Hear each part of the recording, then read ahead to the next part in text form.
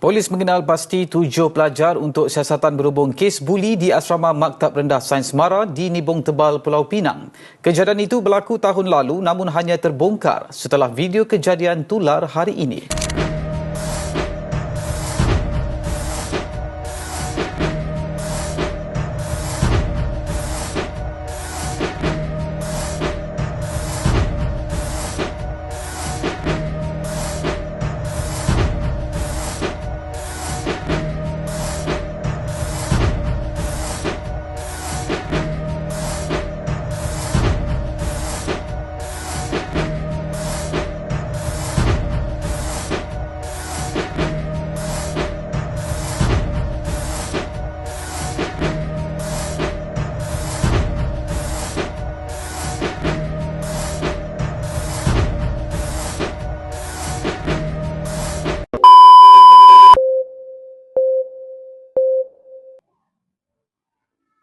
Assalamualaikum dan salam sejahtera. Nama saya Nurul Ain binti Lukman dengan nombor metrik D202511161610. Dan saya Tuan Nur Kalidahani binti Tuan Husin dengan nombor metrik D202511166604.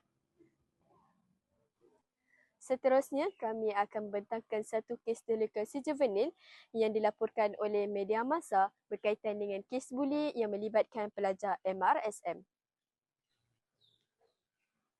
Satu laporan oleh Sarawani yang melibatkan 7 orang pelajar MRSM Nibong Tebal Pulau Pinang yang terlibat dalam kes buli telah disyorkan untuk ditamatkan pengajian.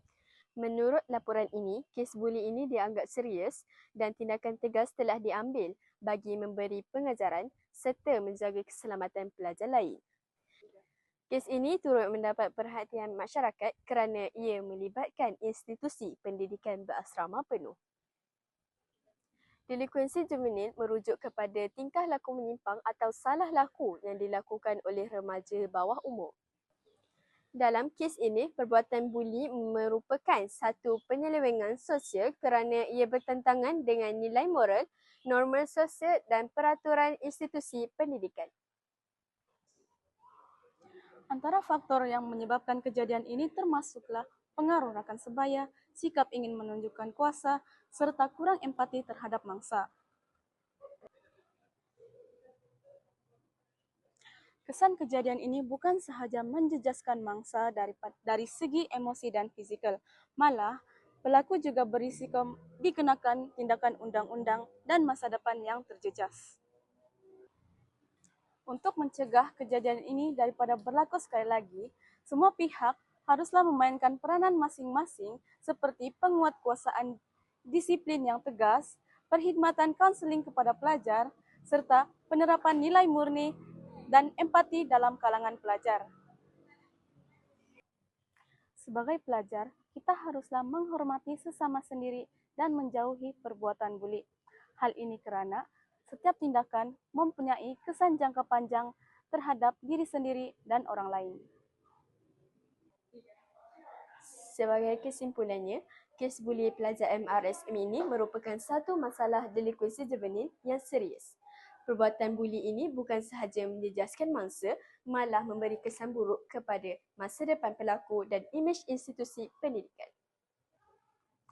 Oleh itu, semua pihak perlu bekerjasama bagi membanteras budaya buli melalui pemantauan, pendidikan nilai murni, dan kaunseling.